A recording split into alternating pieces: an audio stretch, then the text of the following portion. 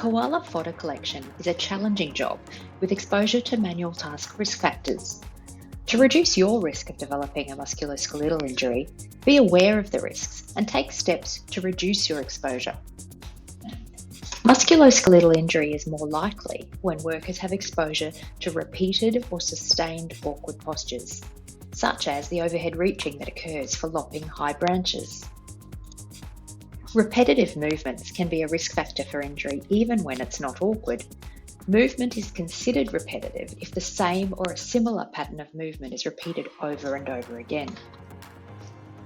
Even when a load is not heavy and does not involve maximum force, it can still cause injury when that force is repeated or sustained. High force that is at or near your maximum effort is a risk factor, especially if it involves jerky movement or sudden unexpected movement. To summarise, manual task risk factors include repeated or sustained awkward postures, repeated or sustained forceful exertion, high force or jerky movement, and repetitive movement. Some tasks have all of these risk factors occurring at the same time, increasing the likelihood that injury will occur. These risk factors act on the muscles, tendons, ligaments, and other connective tissue, sometimes causing acute injury and other times causing cumulative injury. There are countless other contributing risks such as tool maintenance and design, plantation design and layout, uneven, obscured walking surfaces, heat, humidity, rain, snakes, ticks, the way tasks are rostered and allocated. This is all before we even begin looking at the individual doing the work and what personal risk factors they may have. For now, let's focus on the task risk factors and how we can improve. You may already be familiar with the hierarchy of risk controls. We know that the best risk controls eliminate the manual task hazard, but this is not always possible. There are often good engineering and design solutions that reduce the force, awkward postures, and repetition of a task. So let's consider these options. Explore what mechanical aids and equipment are available to assist with fodder collection and plantation maintenance.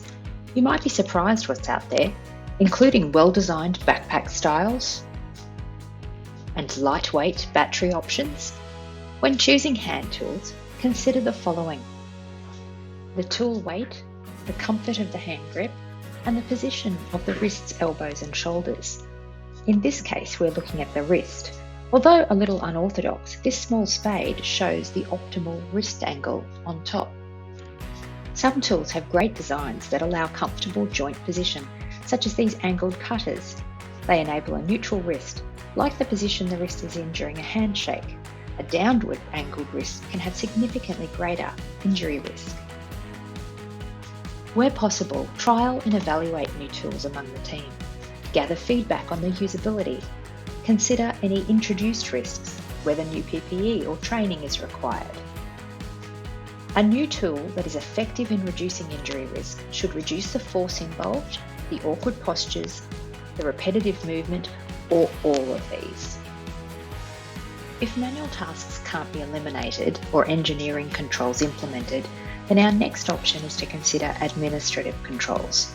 Let's now look at the safe work practices we can all apply during fodder collection. Select the right tool for the job. Ensure you're wearing the correct PPE. For overhead work, such as using manual loppers, keep the shoulder at or below 90 degrees elevation. At greater reach, the neck and shoulders are under significantly greater load. Avoid maximal force. If jerky movements are required, then this is high risk and should be avoided. Use moderate force that is well within your capability. In general, manual loppers should only be used for small branches less than 20 mm diameter. When handling loads, first consider strategies to reduce lifting and handling. A trolley, barrow, or buggy might reduce the number of lifts required and improve the height at which lifting is performed. Optimal lifting occurs between thigh and chest height, and lifting from ground is always more challenging.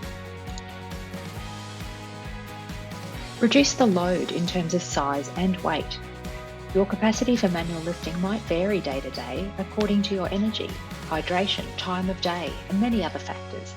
Moderate lifting is always safest. If you must lift from ground, and of course this is an inherent job requirement, then use the optimal semi-squat lift. This is characterised by bent knees, maintaining the lumbar curve, keeping the load close to the body, avoiding twisting, and using a smooth, steady movement. So, to reduce your risk of injury and to improve your comfort at work, be aware of manual task risk factors, including the day-to-day stresses that can cause cumulative wear and tear. These include repetitive or sustained awkward postures, repetitive or sustained forceful exertion, high force or sudden movement and jerky movement, and repetitive movement. Injury is not only caused by those extreme examples of heavy lifting. Finally, make sure you get involved in risk management. Identify hazardous manual tasks and put forward ideas for risk control.